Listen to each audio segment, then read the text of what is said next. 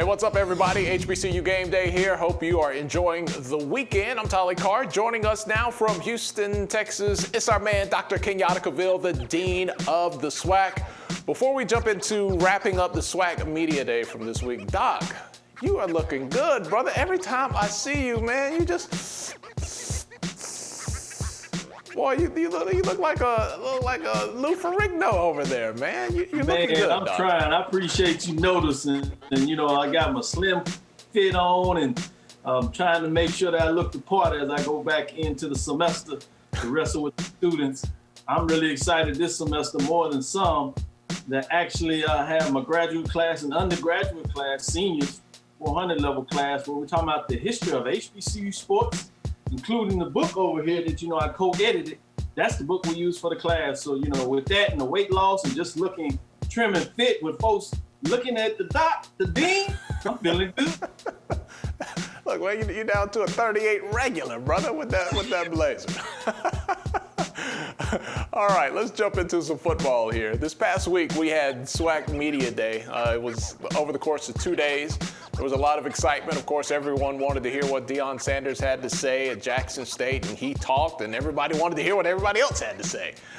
So we're going to get into all of that. But let's start with the opening remarks, and Dr. Charles McClelland, he was feeling it, man. He had some very strong words where he said, people, in so many words, are going to have to put some respect with the K on the SWAC's name. Our Stephen J. Gaither wrote an article about it, but you know, now is the time, man. If there was ever a time that you're going to push the product forward and really just start to demand that respect from everybody that's looking to cover, especially your broadcast partners, it was a strong statement. But we were very proactive in telling ESPN that we want our games on. As a matter of fact, I would say almost a demand to ESPN that we wanted our games on. And quite frankly, ESPN responded and said, yes, that they want those games on. And I'll take a step back and say, I have engaged ESPN to say, you know, we want to take a look at expanding our coverage on ESPN. We understand that you already have games on a regular basis kind of overlaid, and we have our traditional days and times. But, you know, quite frankly, Stephen, the Thursday night games, it doesn't really work for Southwestern Athletic Conference member institutions. We want to put our best games on television. And quite frankly, those best games are on Saturdays. Nobody is going to move, you know, one of their 40 or 50 or 60,000 attended games on a Thursday night. So we've used this as an opportunity to kind of say, hey, we are the premier FCS conference, at least from an attendance standpoint, at least from a viewership standpoint. Give us that opportunity, and let's continue to give that opportunity in the fall. I don't care if it's spring, fall, or summer. The Southwestern Athletic Conference should be able to have high-profile games in prime time. I certainly thought it was a strong statement, and I don't know if he wanted to push it in terms of that narrative, but if you know anything in terms of Charles, you know he is serious about how he feels about HBCU institutions, specifically the SWAC. So he's going to do everything in his effort to make sure that he puts them in the best light. He's going to make sure that he doesn't undersell them. You can see that during his time in Prairie View as the athletic director, and then coming over to Texas Southern University as the VP of athletics. That was his mantra. And as he interviewed for the job at the Southwestern Athletic Conference with the presidents, that's one of the things that he pushed, that we have a lot of way to push things forward and we can get it done. I think things fell into place.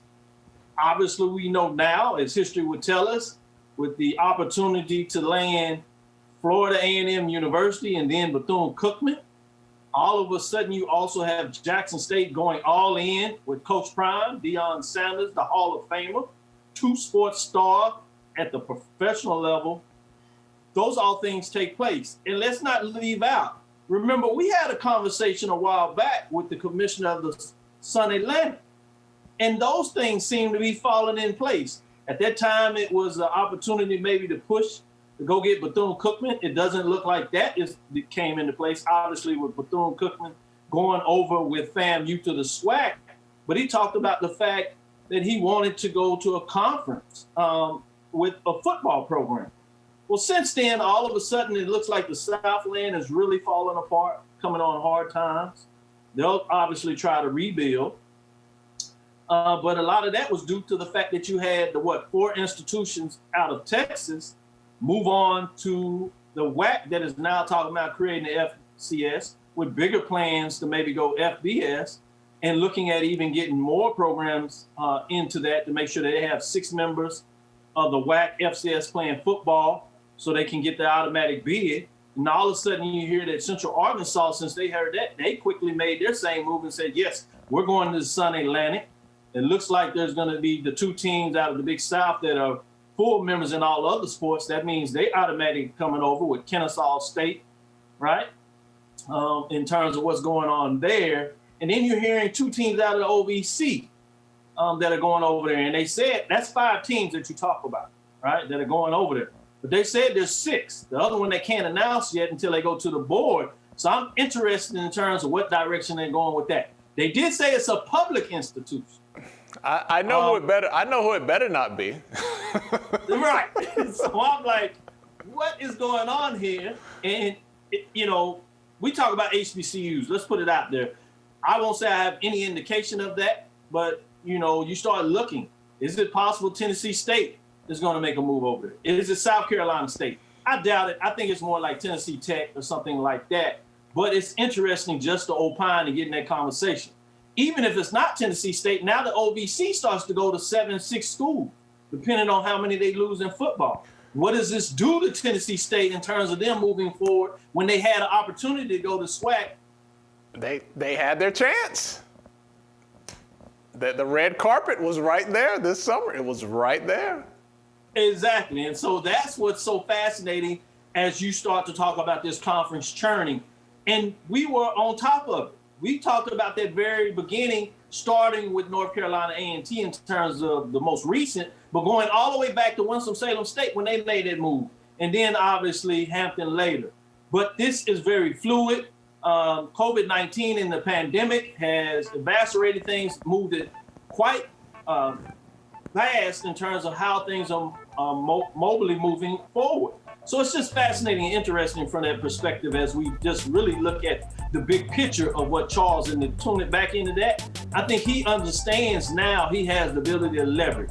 If you're talking about the Atlantic Sun with 6 teams, OVC with 6 or 7 teams, the Southland now with 6 teams, the WAC with 5-6 teams that they're getting to, the SWAC sitting at 12 in this geographic region, they become seriously the big boys on the block. We're talking about a super conference by definition, with other conferences being at 6-7 teams, they really look like the big boys. And so now they can say, hey, ESPN, we are the front and center of what you need to make this go. Let's get this right financially. Right. There are times when you are the nail. There are times when you are the hammer. And Doc, what do you do when you are the hammer? You go to work. You swing. You gotta swing and you gotta go to work. Another thing that we've talked about, people were trying to decode everything Deion Sanders was saying literally.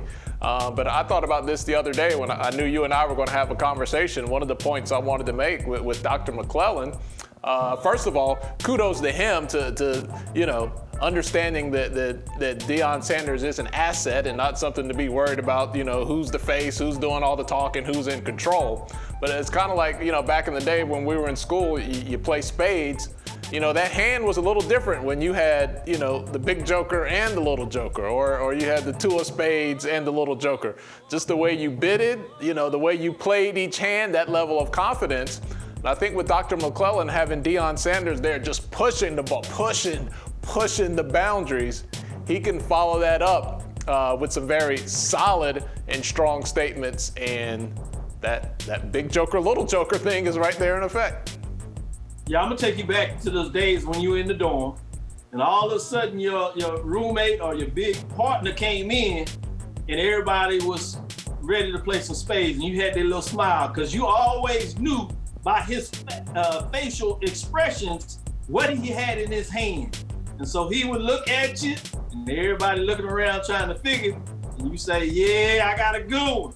And if you knew exactly what that means, he had the big joker, little joker, that he's going, and y'all gonna run that box, and he said, let's go with 10. And then you look at your hand, he said, no, we going 11. It was all because you was finna start talking noise if you put him on the table, and the other team looking at like you like, oh man, they got us. So you're right.